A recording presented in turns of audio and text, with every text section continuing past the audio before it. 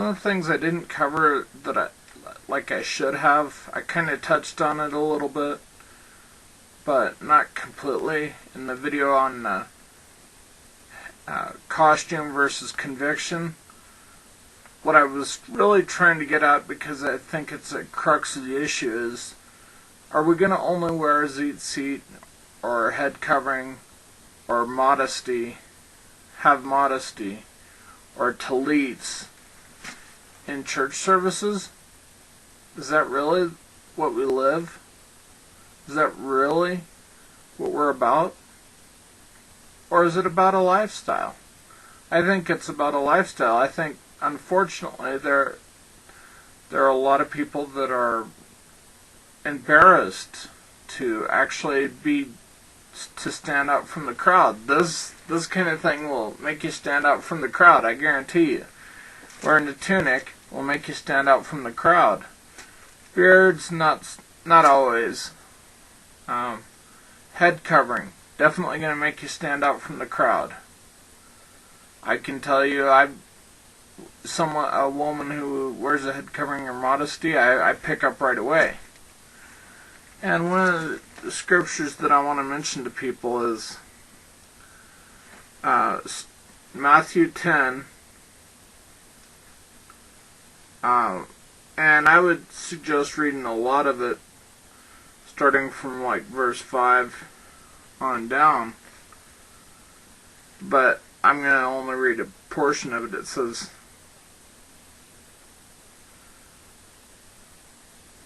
in verse 26, it says, "Therefore do not fear them, for there is nothing concealed that will not be revealed, or hidden that will not be known. What I tell you in the darkness, speak in the light, and what you hear whispered in your ear, proclaim upon the housetops. Do not fear those who kill the body, but are unable to kill the soul, but rather fear him who is able to destroy both soul and body in hell. And are not two sparrows sold for a cent, and yet not one of them will fall to the ground apart from your Father, but the very hairs of your head are all numbered. So do not fear. You are more valuable than many sparrows." Verse 32. "Therefore, everyone who confesses me before men, I will confess before the Father. But whoever denies me before men, I will deny him before the Father, before my Father who is in heaven." I think those are very, very important. And we look at in verse 38, it says, "And he who does not take up his cross and follow me is not worthy of me." Are we so worried about what people think of us that we're afraid to wear something like this out in public, to wear a tunic, to wear a head covering, to embrace modesty, to embrace tzitzit as a lifestyle? Are we really afraid of what people are going to think? Or are we going to deny Christ in those actions?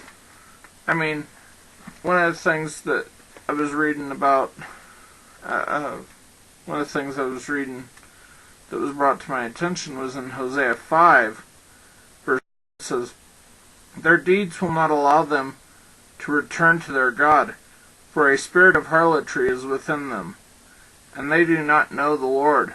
Moreover, the pride of Israel testifies against him, and Israel and Ephraim stumble in their iniquity.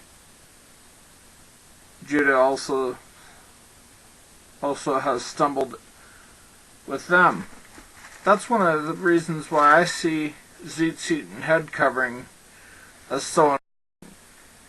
It's a tool to keep us aware of our behavior. You can watch videos about women interviewed about head covering, and they'll tell you, that they'll say, you're more aware. You learn to control yourself. You learn self-control. I can tell you from personal experience, embracing tzitzit was life-changing for me. You can watch that video. It's like wearing a Christian shirt. If you're out there wearing a Christian shirt, you're going to be a lot more aware of your conduct. I guarantee you. That's part of what this stuff is about. That's what tzitzit are about. Part of what the tunic is about, but there's other parts to that too. One of the things with wearing a tunic that just I've thought about is how can women that are wearing the skirts or dresses really feel comfortable? From a Christian perspective or a Messianic perspective, it's like, to me it's like, wow, that's representing Yeshua or Jesus. I personally would feel convicted. I know wearing a tunic, I wouldn't be able to wear something real short.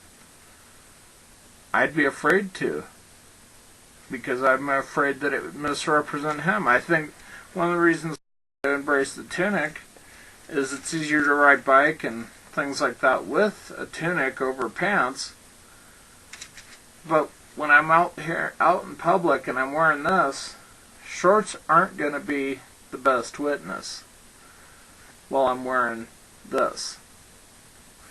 That's one of the reasons why I feel the need to wear a tunic whenever possible. And it's loose fitting and all sorts of things. It's wonderful for me personally. But we just need to. Are we only going to wear things in church, or are they a lifestyle?